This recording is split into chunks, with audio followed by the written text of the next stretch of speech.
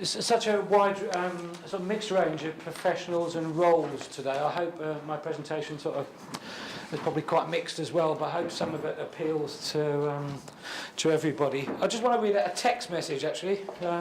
Things fall in your lap sometimes. From my wife at lunchtime. Hi, hope you're okay. I'm having a shit day. Hang on.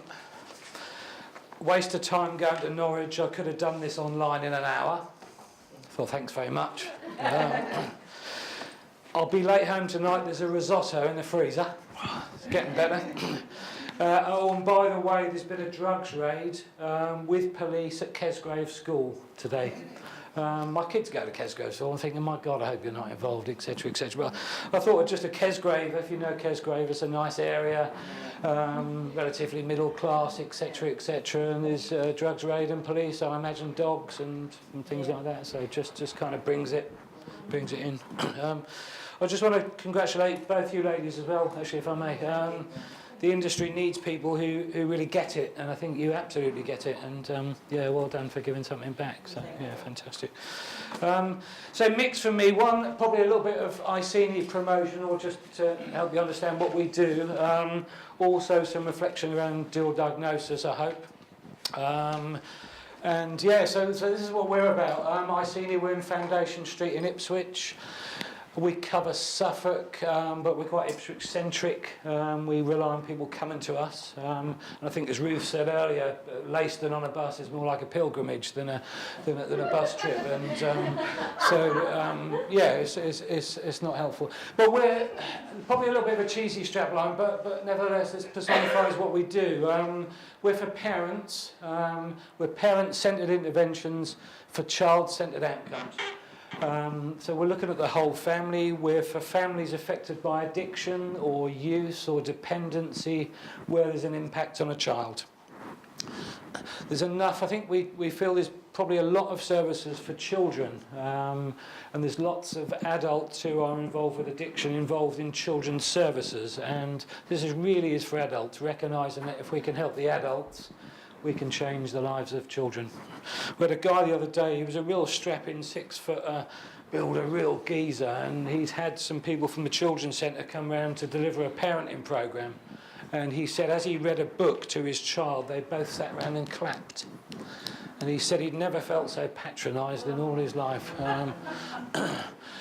Some of our aims, a little bit corporate probably, to provide a bespoke service for families in need, helping them to achieve fuller participation in society. That covers a multitude of things, of course. To reduce social care interventions and reduce the need where appropriate for children to be taken into care. Interagency working, obviously. Reduce the financial cost to Suffolk. It's important, especially when we're pitching for funding, that each child who's a looked after child within the local authority costs somewhere between £33,000 and £78,000 a year. Suffolk is, I think, pro rata the highest. There's the highest number of children in care in Suffolk for the whole of the country. So it costs Suffolk an awful lot. And to break the intergenerational cycle of addiction. Goes without saying, you know, if parents can address their issues, and maybe we can stop the rot, for want of a better expression. It's a few statistics from me. National statistic: 1 in 5 families are affected by addiction, per se, across the country. 1 in 5, might be more. Couple more statistics. This is from the Suffolk DAT 2011/12. I don't think there's any more up-to-date figures, but 68% of active substance users in the treatment system in Suffolk are parents. And only 17% of that 68 have regular access to the children. So there's a big, obviously a big correlation between substance use and safeguarding, child protection, children in care. Sad statistic, really. I've looked at this on about 6 or 7 different sites, and they all add up to around about the same figure. A figure of £36 billion is the cost to the UK of addiction, drug and alcohol. A lot of money. based on treatment, death, criminality, social care services, loss of productivity, etc. There's an old line you might have heard before. You don't have to be an addict to be affected by addiction. I think we've probably heard that today already. Some of the things that, so 35–40% of our service is affected others. And this is what they come with: guilt, fear, guilt especially. Is it me? What have I done wrong? What am I not doing? Etc. etc. Fear, depression, debts, anger, stress, divorce, etc. etc. You name it, people come with it, and this is quite typical of the affected others, what they come with in our service.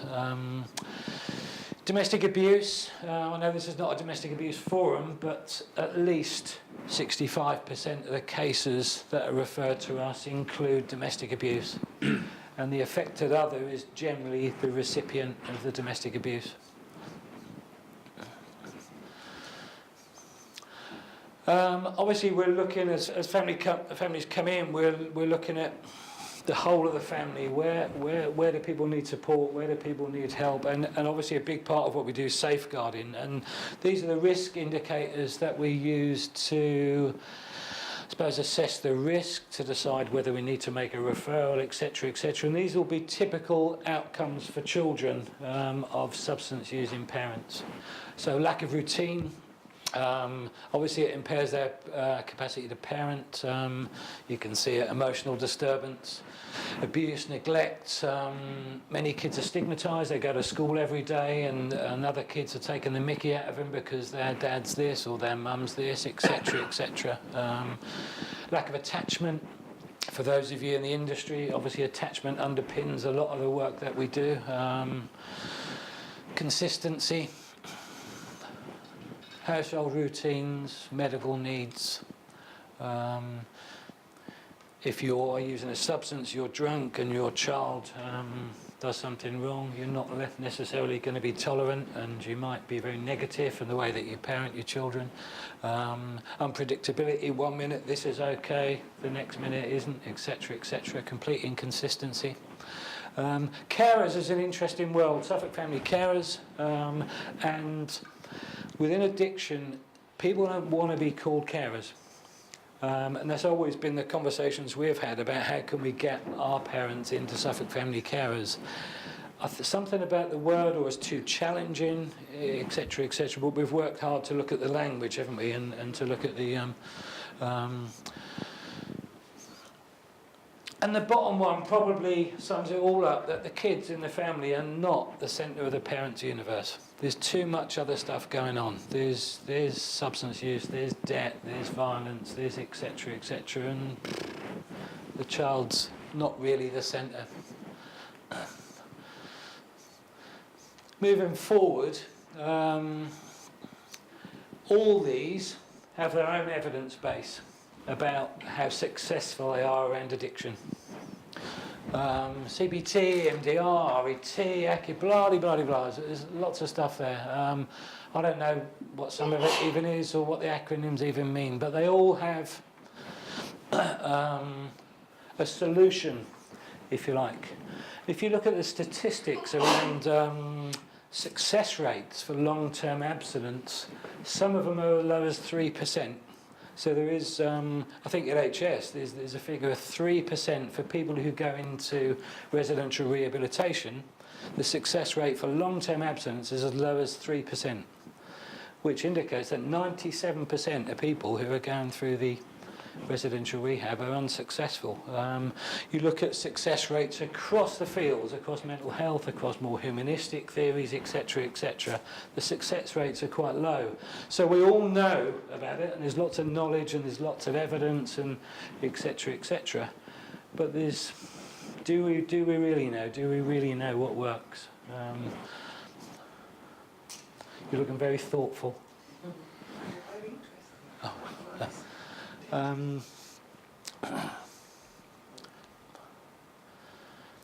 This might be my soapbox or Iceni's soapbox, but we don't want to be called a treatment centre. at Iceni, because when you look at the sort of models and statistics, treatment on average forms about 8% of the overall picture of addiction. So I suppose I put a question mark to think, oh, what is treatment? The industry, and I think it's now gradually changing with words like recovery when it comes to addiction. However, we're still really littered by treatment words. So treatment provision, there's a national treatment agency, the NTA, which oversees treatment providers, treatment programs, treatment centres, treatment budgets, etc., etc. If I break my foot and I go to a GP, I'm going to want some treatment. So effectively, I'm absolving my responsibility for my foot to a professional, and I want them to fix it. And if they don't, I'll go and get a second opinion and find someone else who will. And I probably can't fix my own foot. Unless there's a methadone prescription or some medical need for the addiction is our responsibility. And so I think we wonder and we ask the questions about just how helpful the word treatment is in terms of drug use. And I think recovery is a good way forward, but just a question. You know, when you go to a party and you're dressed the same way as somebody else and you wish you'd have phoned up and checked, well, this is one of those moments, because I think someone had exactly the same picture earlier on.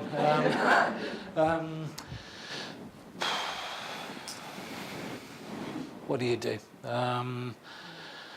What we do know with us is people don't tend to come into us because they want to give up drugs. And when we work just with individuals in what we did call ourselves in as a treatment system, it would have been too easy for people to come in and say, hi, I'm Dave and I want to give up heroin, I want you to help me with that. People usually come in with different things. You mentioned benefits. We often say death is not a deterrent for drug users, but losing benefits is. Health, etc., is not a deterrent, but the breakdown of a family is a deterrent. Threat of loss of children. So people are bringing lots of different catalysts. Often people will bring their underpinning issues to us within the first half an hour of seeing us. So I've got a heroin problem and I was sexually abused. I've got a cannabis issue and I've been through the care system, etc., etc., etc. So I think, again, who knows, but most clients aren't that straightforward in as much as they're just bringing what the agency does. So I think we feel duty-bound that we're absolutely about working with what underpins it. Not saying it's the right way, but certainly our way. I really like this. Has anybody heard of this? Anyone covers this? This for me is, I love this guy, Daniel Siegel. He's a neuroscientist. There's lots and lots of books around interpersonal neurobiology. What he looks at, this is a very simplistic way of me presenting this, but what he looks at is the correlation between the mind and the brain and relationships, and looks at each one. And so the mind is a movable thing, so consider it a verb, if you like. Brain is more fixed, and relationships are volatile. So if you look at the mind, if we think, or probably first thing, if you imagine in this room, just consider how you're thinking about yourselves in this room. I mean, are you okay? Do you think you fit and you belong where you are? And you think, I'm making this up and hoping this is the case, that you think relatively good about yourselves? Anyone disagree with that? No? That's pretty good. You're all really functioning, high-functioning individuals. That's great. That's good, yeah, absolutely. A bit tired, a bit hungry. So if we functioned in this space, if we became a community, I guess, we'd all be thinking relatively well. We might get to know each other quite well. We might have fallouts, etc., etc. But we probably function relatively well. And probably therefore, our brain functions would be relatively good. And internal relationships, hopefully, would probably be good. So we're quite unlikely to want to use substances, in very simplistic terms. We're quite unlikely to become disordered.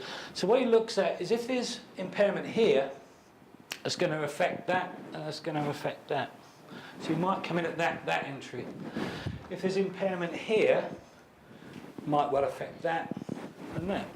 But if there's impairment here, it's likely to affect... There's a little thing here, isn't there? There's me trying to reach up and stretch up. There's a little...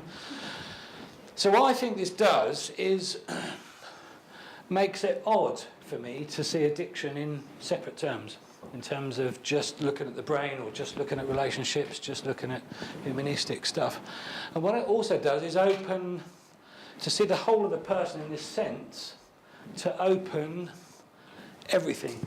Every intervention available would be encompassed in this model. Does that make sense? Yeah. So with the mind, you've got all the cognitive stuff, you've got CBT, schema-focused therapies, a long list of stuff which would come under cognitive. Within, obviously, the brain, you've got mental health services, role of medication, psychiatry, neuroscience, etc., etc. And within relationship, again, I think I read the other day there's 417 different therapies available in the UK. And so potentially, if we look at the fusion in terms of dual diagnosis and look at the fusion of these components in the whole of the person and within the whole of the family, that could open us up to a menu of what people need within the services. Just a thought. This is the stuff that we do, the sort of stuff. A family for us starts with a single parent. If it's helpful, or we can work with a single parent, and we might do some family therapy with a child where appropriate, and if it's helpful, partner, ex-partner might come into the process, mum, dad, grandparents, etc., etc., wherever it might be helpful, which is where we're going to work fantastically well with you guys. So, stuff, helping people to function, I guess. Again, it's interesting using the model before. People can function very well with us, or in terms of an agency, and when they get back into the family environment, this brings up the feelings where they use drugs, etc., etc. I know if I go around my mum's for Sunday dinner, I'll start at the end of the path as an adult with my kids, and as I go down the path I get younger and younger and younger and younger. By the time I knock at the door, I'm like, "Oh, Mum!" And she'll come in and she'll say, "Hi, Glen, do you want a biscuit?" So no, thanks, Mum. And then she'll say often things like, "Why do people choose to use drugs? Why do people choose to do that? It's mental. You sure don't want a biscuit?" "No, thanks, Mum. No, thanks." "Why do people choose the addiction? Well, it's their choice, surely, You surely want a bit of cake?" No, I really don't." "Oh, go on, have a sandwich." "No, I don't want a sandwich." And after about 15, 20 minutes, I give in and I'll eat something. And she'll say, "Why do you eat so much? Why are you addicted to food?" "Because you keep shoving bloody food down my neck." So it's a nice thing, but again, my issue with food might be linked to nurture. Probably is. Yeah, so a bit about Iceni, really. Your referral routes are really open and free. If to get people to us, people can drop in. We'll make an appointment with them immediately. Email, phone, etc., etc. There are referral forms, but we're quite open in terms of access. Strike while the iron's hot, I think. And this is some of the stuff that we do.